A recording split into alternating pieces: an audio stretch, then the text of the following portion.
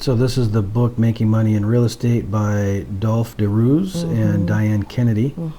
Dolph is a real estate investor. Diane Kennedy is a tax strategist. And so they play off each other throughout the book. Yeah, so it's good stuff. So we're going to start with chapter 1? Yes, I know that we did the intro some time ago, but I kind of want to just get into chapter 1. I mean, if we can kind of look at the book as a whole is Fundamentals of Real Estate, Getting Ready for Real Estate, Part 2, and then Part 3, Secrets of Success Through Teams. Yes. Okay. So, and then in Part 1, real valid reasons why you can't make money in real estate, why real estate, what it really takes to succeed in real estate, the 5 fundamental wealth building strategies of real estate, and what type of investor are you. And one of the things I like about this book is that it gives you action steps to do. So I'm not sure how long it will take us to get through this, but I think this is going to be a good one. Yeah, I think so too. So let's dive into chapter 1, which is called Real Valid Reasons Why You Can't Make Money in Real Estate. I don't have time for real estate. There are no good deals left. I don't know if a property is a good deal. I don't know how to get started. I live in an area where the mortgage payment is greater than the rental income. The prices are too high where I live. I can't sleep at night if I have too much debt. I need to have a job in order to get a loan. I must have 20% or more down to buy a property. I have bad credit. I could never get a loan. There is a real estate bubble. The values are going to go down. I know someone who really got burned in real estate. I don't want to deal with tenants. Real estate is slow. I don't have any money to get started. I have credit card debt. I'm too young. I'm too old. We've heard all of these. Haven't we? That's so true. Oh my goodness. Some of them I think we've thought ourselves too. Well, yeah. Yeah. So they pose the question, can you relate? Yes. Yes. People all over the world give us the same excuses for not having invested in real estate. However, these aren't real reasons at all. They are, in fact, myths, wealth myths. Yes. The beliefs feel so real because they have an element of truth, but for a moment, consider an alternative way of looking at these negative beliefs. If we take the nugget of truth and strip it of the false assumptions surrounding it, then there will be no limit to what you can achieve. Nothing great has ever been achieved without overcoming something. Or, to paraphrase a favorite saying, if it were easy, everybody would be doing it. So now we're going to examine some of these myths, right? Okay, number 1, first one, I don't have time for real estate. So what's their answer to this? Time is the only thing that we are all given in equal quantity. And proportion. We may be blessed with varying degrees of talent, intellect, drive, and physical prowess, but all of us are given exactly 24 hours a day. The fundamental thing that sets successful people apart is how they use those 24 hours. Yes. So, seen in this light, the common lament, I wish I had more time, as opposed to, I wish I had more intelligence and drive, oh my goodness, seems all the more pathetic. You can wish, but you're not going to get it. It's what you do with your time that matters. Yeah. Yeah. If you knew beyond doubt that you could make $20 million over the next 10 years, putting in just 3 hours per week, would you find the time? Life is all about priorities. We know that even modest amounts of time can lead to significant wealth creation. The 3 hours you spend watching television this week may be costing you millions. Wow. Yeah. That makes me think of some Jim Rohn that we've listened to. Yeah.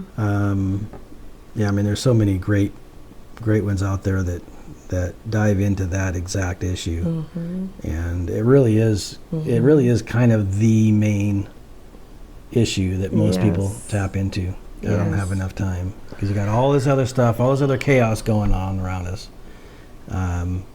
But it's like David Bach in the latte factor. Yeah. Right. If you take out one latte a week, or take out the latte every day for a week, that money can then be invested. Oh, that's so funny. Yeah. I wish I had more intelligence and drive. Yeah. Well, that's the Jim Rohn thought that I had. You know, don't wish that you had what was it? Don't wish that you had more. Easy life. Yeah, wish that you had more wisdom, as I think is a quote, something of that nature. I'll have to look that one up. Yeah. Anyway, anything else you want to share on that one? No, that was like pow. Yeah. The next one is there are no good deals left. Have you ever noticed that when you have a theory, you will always find evidence to support it? People who truly believe that there are no good deals left will always find evidence to support that theory. If you believe strongly enough that there are no good deals, you will have to settle for lousy deals. These days, more than ever before, people are mobile. We move because new jobs, new families, divorce, marriage, death, and just the general changes in our life. In fact, the average American moves every 5 to 6 years. This means that more than 8 million homes are bought and sold every year. Many of these will be great deals. Now, here's the best news of all. You don't need to find the good deals yourself. Who will do so for you? We call them real estate agents. In Washington State, we're brokers. Yeah, that's for sure. Yeah. And there are lots of other great ways too. Yeah. You have any more thoughts on Well, that? yeah, I had something came to mind here as we were reading that. More than well, yeah, I mean, just that list that they gave there, divorce and marriage and death, and that made me think about the idea that there's more than one way to buy a home. Yeah. A lot more. So many people don't realize that you can help these people. Yeah. Maybe there's somebody who's facing foreclosure. There's a way to work with those folks that can get them out of that situation prior to the foreclosure and still get them a significant amount of money in the process, depending on how much equity they have. I mean, so there's so many different ways. Wrap mortgages and all kinds of stuff, but Yeah. So I don't know if a property is a good deal. So if you look at one deal all by itself, it will be hard to know if it's a good deal. In fact, if you look at only one deal, you could easily make a bad decision. Look at many properties, read the classified ads, search for properties on the internet, talk with other investors, and of course consult with real estate agents. They are looking at deals all day long. That's how you learn to smell a good deal before even seeing the property. A good deal may have a large positive cash flow, high potential for appreciation, unique tax benefits, large amount of land, possibility for use change, or any combination of these, and countless other factors that can make an otherwise mediocre deal extraordinary. Part of the trick is to leave emotions out of the decision-making process. Don't buy a house just because it's cute, or the neighbor's dog is cute, or for that matter, the neighbor is cute. The more you know about the area, trends, and demographics, the easier it will be to spot a great deal. When you've spotted a deal that seems great, it's time to do some analysis. Analysis is something that is best done in the cold light of day. And at this point, you still don't need to have seen the property. In fact, we have both bought properties without ever viewing them. Investing in real estate is all about the numbers. And the key to that, I think, is really understanding the market that you're in. And they mentioned it there is to understand the trends. Where is the progress going? When you track where light rails are being put in, or if they're changing the metro buses to a different, going different directions, or and you can find all of that out. You got to do some digging. It's that three hours a day or whatever a week that you're using. That's the kind of research that you need to be doing. And it doesn't have to be maybe you start in your own backyard.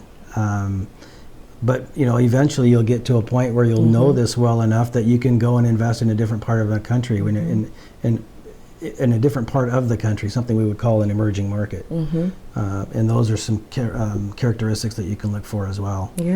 So lots of different ways to what you might call underwrite a deal. And oftentimes investors will look at 10, 15, 20, 30 deals that aren't really deals, but they'll look at them and recognize pretty quickly, because they've gotten savvy at this, that's not a deal, so they'll move on until they find the one. Next, I don't know how to get started. To borrow a phrase, just do it. Put this book down right now. Pick up a newspaper or go to the internet. and look for a good deal. What comes up for you? Do you not know if it's a good location? Or do you not know what the cash flow returns are? Or do you not know how to calculate before and after tax returns? Whatever comes up for you is what you need to learn next. We don't want this book to be a theoretical guide about what you might do if you ever decided to be a real estate investor. Instead, we want this to be a practical handbook to guide you through the selection, acquisition, financing, and management stages of owning real estate. I live in an area where the mortgage payment is greater than the rental income. We love this myth because we have not just one, but three solutions. First, if it's true that the average house in an area won't cash flow, appreciation has outpaced rental increases. Remember that it is an average. This book is not about being average. It's about how to find the extraordinary among the ordinary. If you look long and hard enough, you will find a property where the sales price is low in relation to the rent, or where the rent is currently below market. In other words, the mere act of bringing rents up to market levels may allow the property to cash flow. Second, even if it does not cash flow as is, what can be done to the property to increase rents? For example, if you have a 2-bedroom, 1-bathroom home in an area of 3-bedroom, 2-bathroom homes, does it make sense to upgrade the property? The increased rents may well more than cover the increased mortgage payments. Similarly, you might be able to turn a property with negative cash flow into one with positive cash flow by adding a swimming pool, adding a garage or carport, changing the zoning, adding high-speed internet, putting in an alarm, painting, or any of countless other things that can be done that have high perceived value in relation to actual cost. Third, look somewhere else. If you are buying your first investment property, we strongly recommend that you buy it near where you live.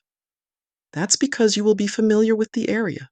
You might already know some real estate agents, and it will be easy to look at the property. In fact, you might want to buy the first several properties near where you live.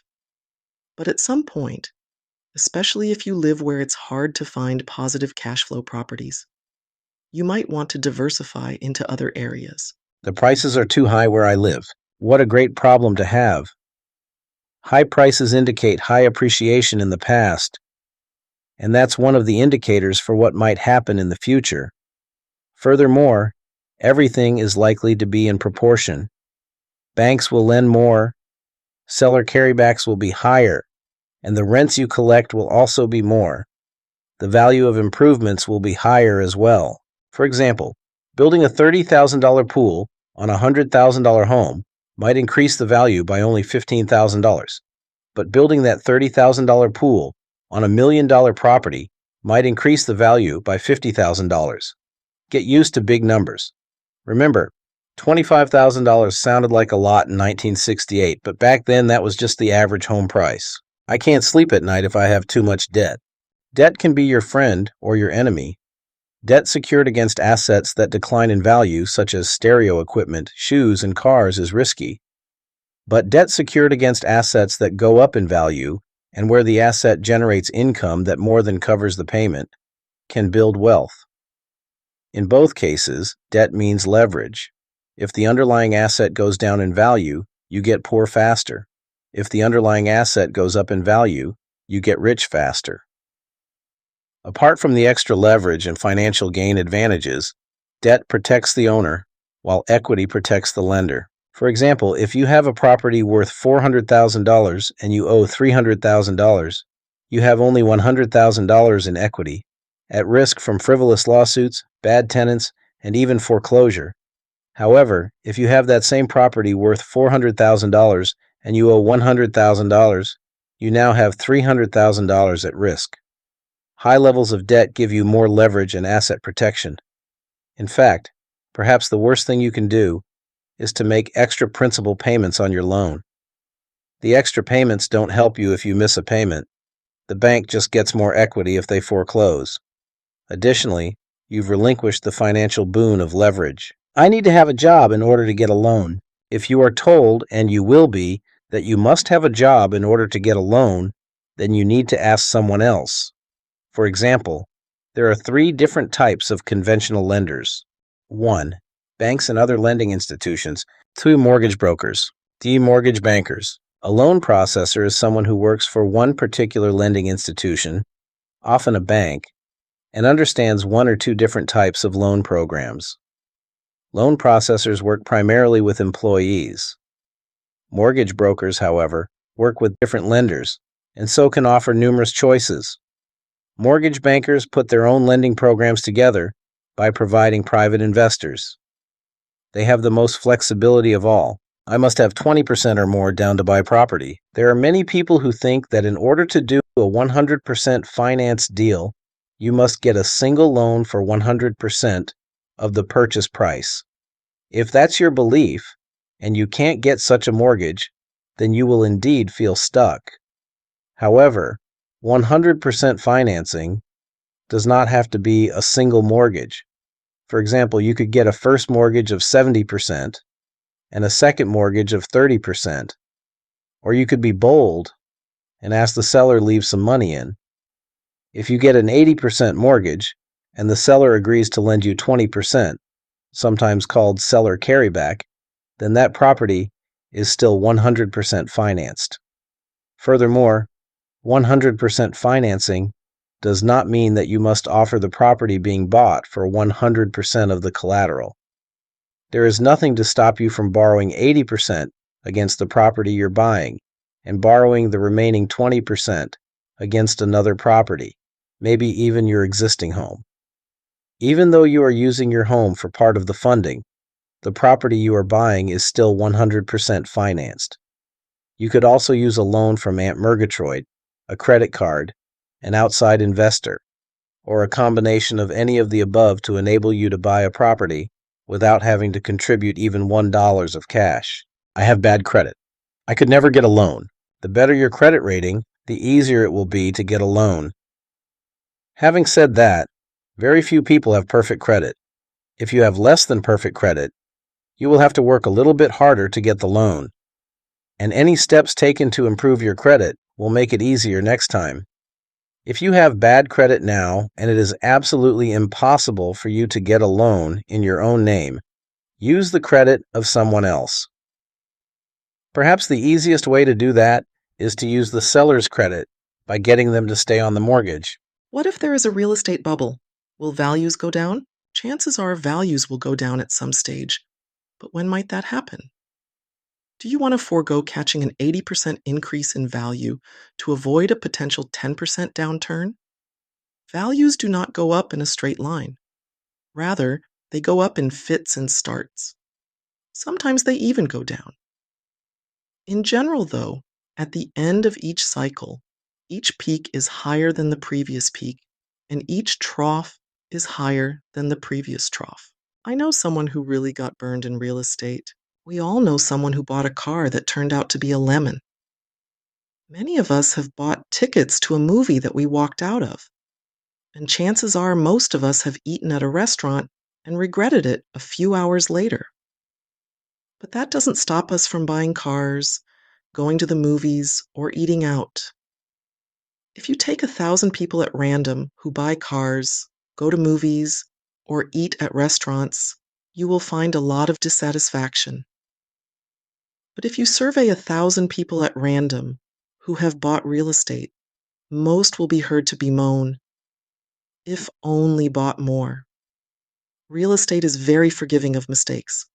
What's more, you can improve your odds for success by buying smart, financing well, and managing with integrity. I don't want to deal with tenants. Real estate works because you have tenants who make the payments for you.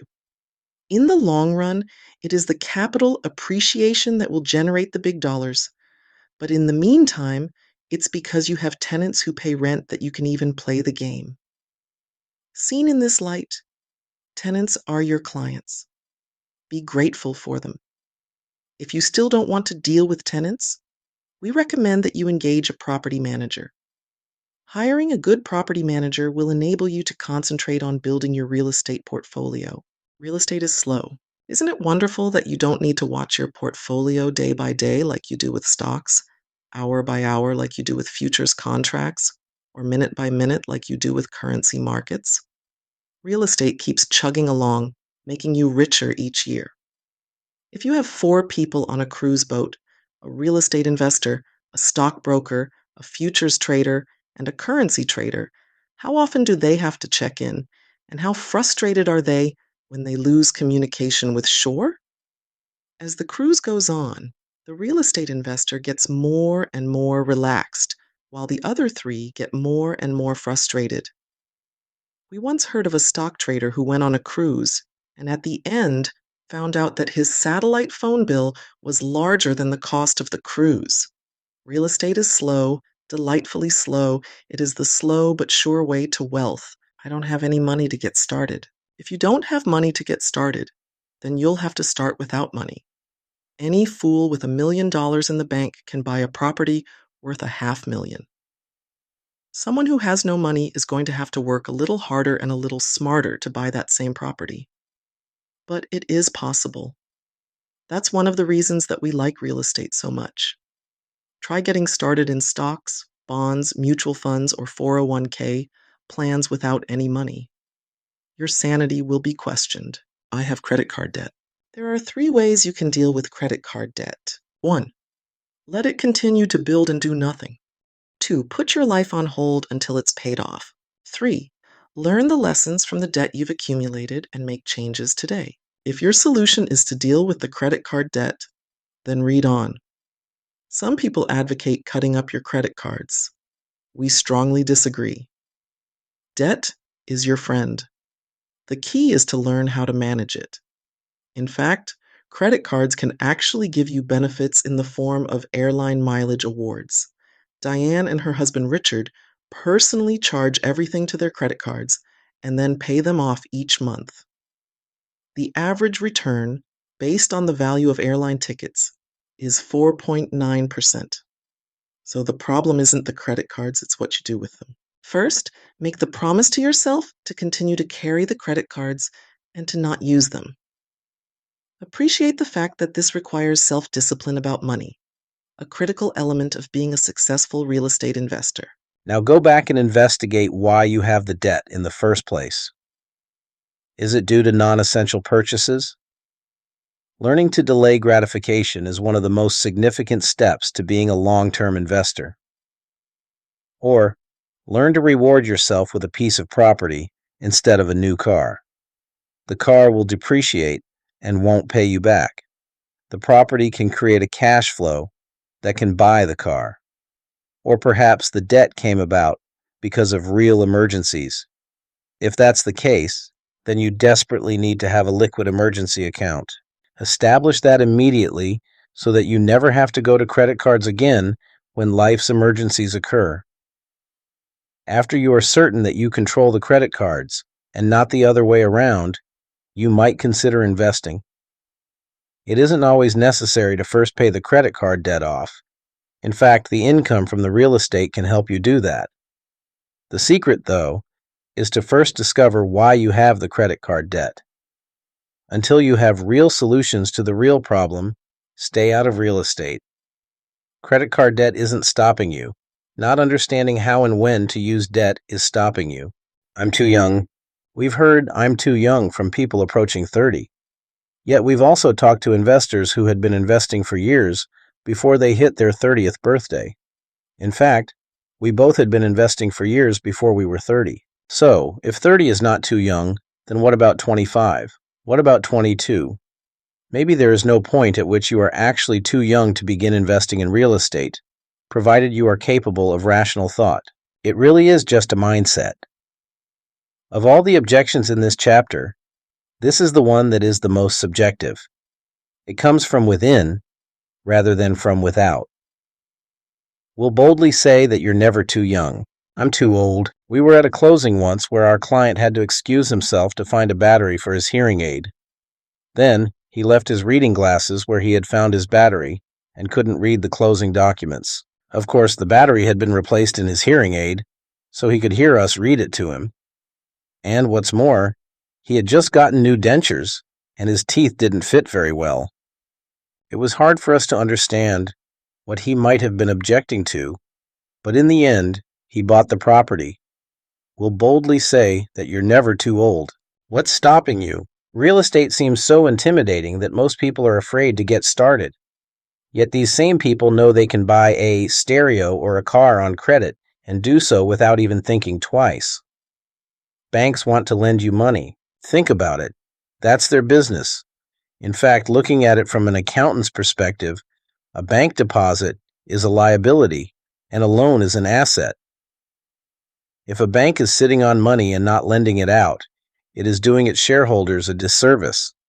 If you don't have great credit, you might have to shop around a little bit or go to hard money sources, but you can still find money. Perhaps the biggest reason people don't get into real estate is because they don't know how to spot a deal.